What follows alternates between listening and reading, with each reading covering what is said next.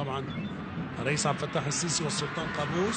حلوه يلا يا راجل، الله، هي ده، هو ده الكلام، هو ده الكلام يا احمد يا شيخ. انما الاولانيه وقفت قلبنا معاك، الكره جايه لك مقشره بتقول لك خلص خلص خلص مع الدقيقه 71، مع الدقيقه 71 احمد الشيخ يتقدم للمنتخب المصري العسكري. حلوه الكوره مفيش كلام، وادي زمايله كله بيهني، ادي كله بيهني وبيقول له اعمل زي بالظبط، اعمل زي بالظبط. طبعا يعني الهزيج الافريقيه موجوده معانا، واحمد الشيخ وسجده شكر لله لانه احرز هدف في الدقيقه 72.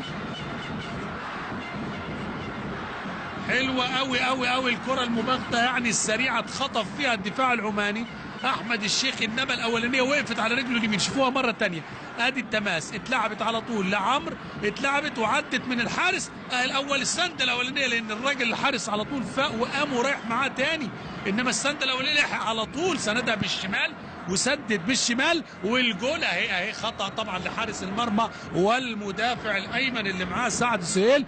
حلوه قوي قوي منتخبنا العسكري